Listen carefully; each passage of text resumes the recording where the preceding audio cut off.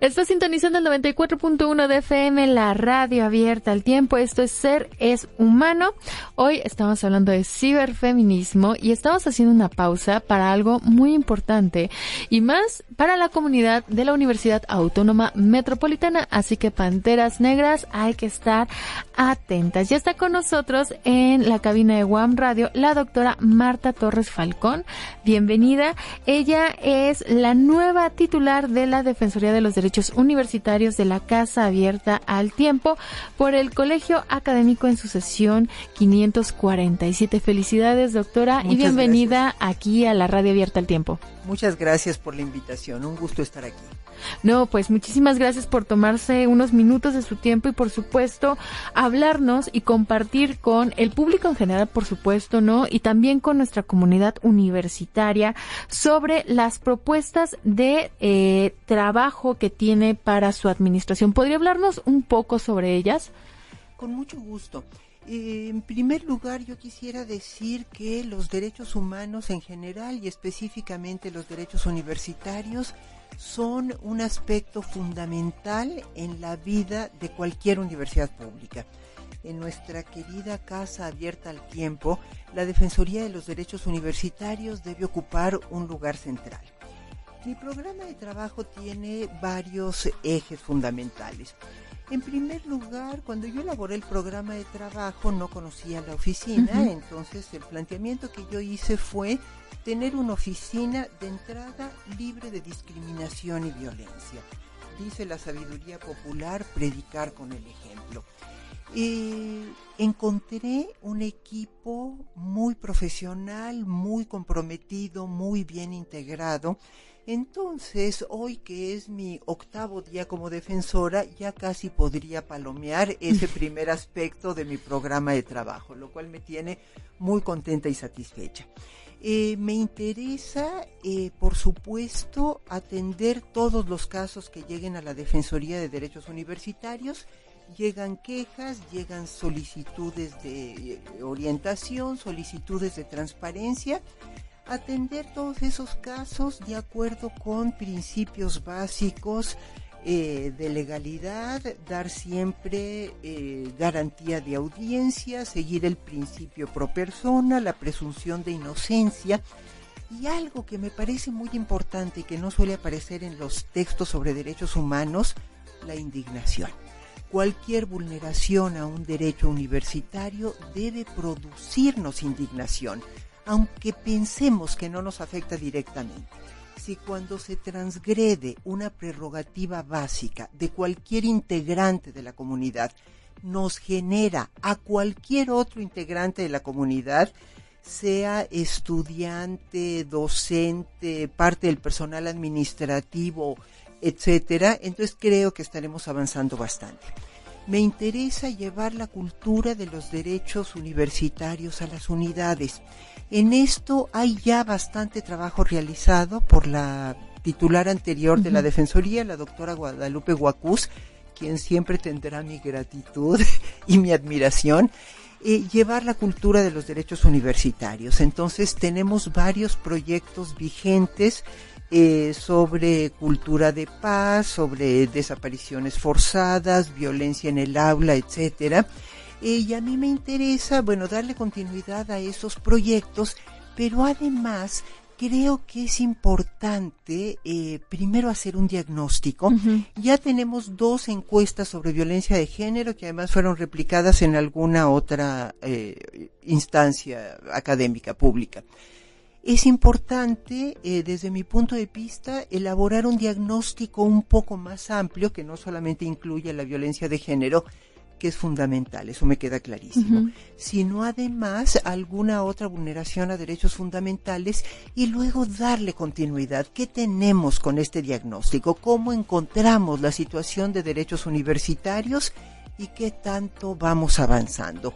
Este tema es un poco engañoso porque a veces, existe vulneración a múltiples derechos, pero no se registra porque la discriminación es una conducta, una serie de conductas o abstenciones claramente naturalizadas. Y todo es abrir la puerta para que salgan muchísimos casos.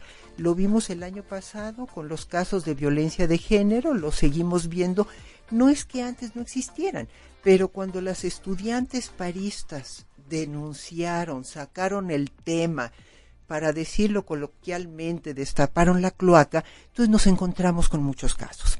Es importante conocerlos, poner la Defensoría al servicio de la comunidad universitaria y además darle seguimiento. Por eso la idea de ir a las unidades. En ese sentido, a mí me gustaría que nos hablase también de uno de los puntos de este plan de trabajo que tiene doctora Torres, porque sabemos que tiene una amplia experiencia, ¿no? Tiene varias publicaciones de libros que tienen, pues que hablan sobre el género, sobre discriminación, violencia sexual, violencia doméstica, trata de personas, movimientos feministas, pero uno de los puntos que nos parece muy interesante es la creación de un observatorio. ¿Cuál es la función? Hablándonos pues de esta cuestión de la discriminación y la violencia, que es algo estructural y que podemos encontrar en todas partes, ¿no? Sin duda alguna, la violencia y la discriminación tienen causas estructurales y entonces hay que atacar precisamente esas causas. Bueno, hay que observar. Por eso hablamos de un observatorio. El observatorio nos permite saber cómo están las cosas y además qué tanto vamos avanzando. Este es un proyecto, cuando lo planteo en el programa de trabajo, es apenas una idea a la que tendremos que darle concreción a partir del diagnóstico que podamos hacer. Ir a las unidades nos permite, lo que vemos en cursos de metodología como observación participante y no participante, ver directamente qué tanto estamos avanzando. El análisis de los casos que se ventilan en las 15 comisiones de faltas. En cada una de las 5 unidades de la UAM hay 3 divisiones y cada división tiene su propio consejo divisional y comisión de faltas. Entonces creo que el análisis de las faltas, no sé si cometidas, pero sí de las faltas que llegan a las comisiones y poder tener todo eso en un solo cuerpo nos va a permitir dar un primer paso para la creación de un observatorio. No es un proyecto inmediato, sí es inmediato en el sentido de que ya estamos empezando a trabajar en eso, pero que no va a tener resultados, digamos que muy pronto. Y también me interesa conocer la evolución de los derechos universitarios desde su conocimiento, qué tanto la comunidad universitaria sabe que tiene derechos, qué tanto los ejerce y cuántas personas nos conocen la Defensoría, saben que pueden acudir y cuáles son las expectativas que de manera realista pueden tener. Hablando de las expectativas que tiene la comunidad universitaria respecto a los casos que ya mencionó hace algunos minutos, ¿no? Sobre el paro que se realizaron en las unidades, por supuesto otro tipo de quejas y por supuesto que han llegado a la Defensoría de los Derechos Universitarios en la anterior administración. ¿Habrá cambios, por ejemplo, en la cuestión de la recepción de quejas? ¿Habrá diálogo, empatía? ¿Cómo será pues este acercamiento que se quiere realizar con la comunidad? Yo creo que aquí hay varias actividades. Por un lado es la cuestión de ir a las propias unidades, llevar allá la cultura de los derechos universitarios, que es algo que ya se está haciendo, con la realización de distintas actividades. Los procedimientos que se llevan a cabo en la Defensoría están definidos en el reglamento de la propia Defensoría. El reglamento de la Defensoría señala expresamente qué es lo que se hace. Cuando llega una persona, a veces recibimos el primer contacto con las personas, puede ser telefónico, lo digo de una vez y lo puedo repetir más adelante. Claro. Nuestro teléfono es el 55 54 83 40 04, ese es el teléfono directo y estamos también en Instagram y en Facebook. El primer contacto puede ser por teléfono, puede ser en la oficina virtual, puede ser mediante un correo electrónico, defensoría@correo.uam.mx. A veces se hace por teléfono y eventualmente llega una persona directamente a las oficinas. El trato ha sido, hasta donde puedo observar, y desde luego seguirá siendo siempre cálido. siempre recibimos a la persona de una manera atenta, amable, cálida, y algo que se dice fácil, pero no lo es tanto, es desterrar los prejuicios. Eso es algo que yo creo que de alguna manera es inevitable. Uh-huh. Cuando vemos una persona por su apariencia, por su forma de hablar, por su forma de escribir, por su forma de vestir, ya inmediatamente preconcebimos alguna idea. Es importante ser conscientes de ello para desecharlo, para desterrarlo. Atendemos entonces a la gente si con esa calidad, con base en, esta máxima que también utilizaron mucho las compañeras el año pasado: yo sí te creo. En primer lugar, les creemos a todas las personas. Esto es algo que se dice fácil, pero concretamente en casos, por ejemplo, de acoso sexual, es muy difícil llevarlo a la práctica.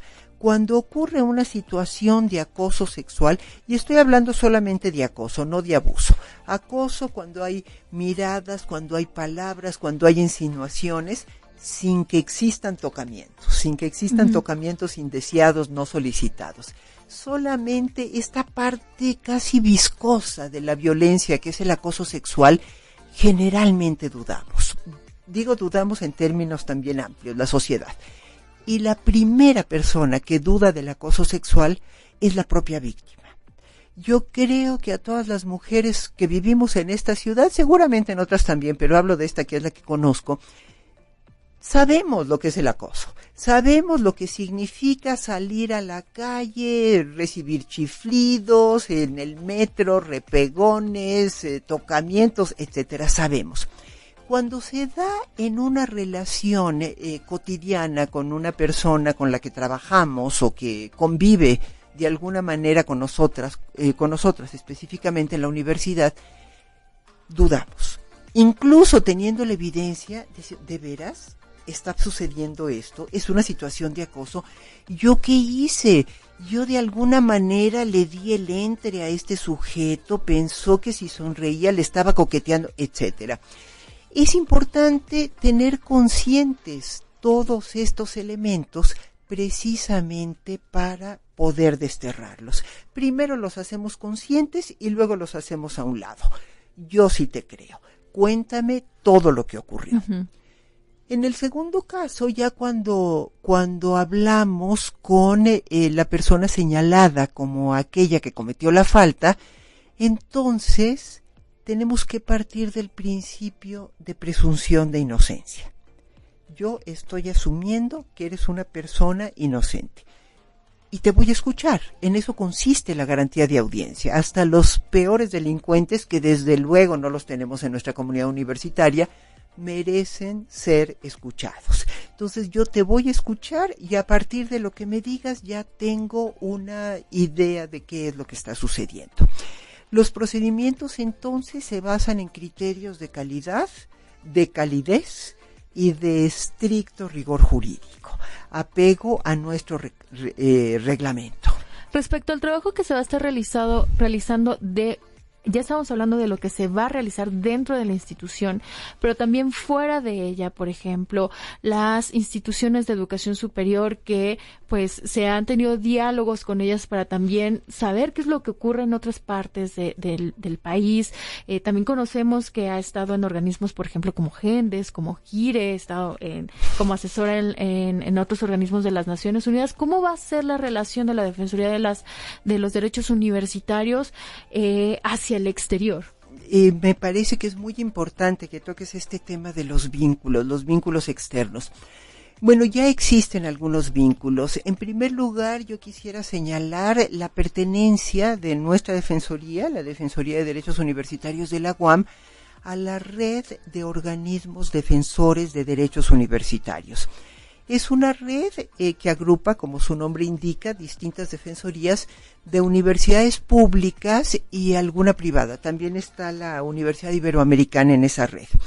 En junio pasado, en plenas vacaciones para la UAM, que siempre tenemos las vacaciones distintas al resto del mundo, yo creo. Hubo una reunión de la REDU y a pesar de estar en vacaciones, la defensora adjunta, la doctora Alicia Saldívar, acudió a esa reunión de la REDU en donde se trataron algunos asuntos, entre ellos el cambio de presidencia. Entonces, formamos parte de la REDU y vamos a seguir trabajando en ese espacio. Existen ya algunos vínculos, uno importante con la Comisión Nacional de Derechos Humanos, con el Instituto Mora, con Flaxo como instituciones académicas. Menciono la CNDH porque es una, obviamente, de derechos humanos, y algunas instituciones académicas como Flaxo y el Instituto Dr. José María Luis Mora. Vamos a establecer, existe ya el vínculo, pero no hemos formalizado pues una relación con el Colegio de México, que recientemente, quiero decir, hace unos pocos años, creó su Centro de Estudios de Género. No tiene derechos humanos como tal. Existen distintos centros de investigación y docencia, y el Centro de Estudios de Género es un centro importante, el Instituto de Investigaciones Jurídicas de la UNAM, y creo que muy probablemente en el futuro cercano también establezcamos un contacto con Ecosur. Entonces estos son los vínculos que están ahí en la mira. Me parece que también es importante el vínculo con algunas organizaciones de la sociedad civil. Mencionaste GENDES, por ejemplo, ¿no? Género y Desarrollo. Yo formo parte del Consejo Consultivo de GENDES y, bueno, a mí me parece que es de las pocas, no es la única, pero sí es de las pocas organizaciones que están abordando un aspecto fundamental de las relaciones de género: las masculinidades. Decía Simone de Beauvoir en esta obra monumental que a más de 70 años todavía no está rebasada, digan lo que digan, El segundo sexo. La frase, además multicitada, es: no se nace mujer, se llega a serlo. El ser mujer es algo que se construye, el ser hombre también. Y para poder construir una nueva masculinidad que no esté basada en el poder, en la arrogancia, en el dominio, en el control e incluso en la violencia, es importante deconstruir y reconstruir. Entonces, el vínculo con GENDES ya está. GIRE es una organización como dedicada específicamente, es el Grupo de Información en Reproducción Elegida. Y hay otra organización que me parece que también es importante, con la que yo personalmente he tenido un vínculo cercano y desde luego lo podemos reactivar, que es Equidad de Género, Ciudadanía, Trabajo y Familia. ¿Cómo construimos ciudadanía? ¿Cómo construimos ciudadanía? Que es un aspecto nodal en la promoción y defensa de los derechos universitarios. Doctora, por último y para cerrar pues esta entrevista, ¿cómo nos podemos acercar a la Defensoría de los Derechos Universitarios como comunidad universitaria? Ya nos había dado algunas vías de contacto, sin embargo, pues para todas aquellas personas que no alcanzaron a notarlo o que se pierdan un poquito y digan, ay, se me fue, ¿cómo nos podemos acercar? Por supuesto, ¿cómo podemos obtener más información? Página, redes sociales. Con mucho gusto. Bueno, primero les comento que la Defensoría de los Derechos Universitarios ha estado acudiendo a las distintas unidades, generalmente por invitación. En este momento, mientras estamos platicando, personal de la Defensoría de Derechos Universitarios está en la unidad Xochimilco, en una actividad de bienvenida a las nuevas panteras, a las panteras que se están integrando a nuestra gran comunidad. La Defensoría de Derechos Universitarios está ubicada en la planta baja de Rectoría General. Para más datos, enfrente de la cafetería. Ahí tenemos las oficinas, es una oficina claramente accesible. Les invito a que revisen nuestra página web. Tenemos una página, bueno, pueden buscarla como Defensoría de los Derechos Universitarios y entran a la página de la UAM. Hay una pestaña que dice nuestra institución y a la derecha hay varias, bueno, Rectoría General, Secretaría General, Colegio Académico, tal, Abogado General o Abogacía General. en este momento es abogado general, el nombre de la oficina es Abogacía, y está también la Defensoría de Derechos Universitarios. Ahí pueden dar clic, se despliega la página de la Defensoría y ahí pueden enterarse de todas las actividades que tenemos. Estamos también en Instagram, DDU UAM Oficial, en Facebook, Defensoría de los Derechos UAM. Repito, nuestro correo electrónico es, iba a decir defensoría, pero ya saben que las redes nos quitan los acentos, los estamos perdiendo. Entonces, defensoría sin acento, @correo.uam.mx. Y nuestro teléfono directo es el 55 54 83 40 04. Y estamos a sus órdenes.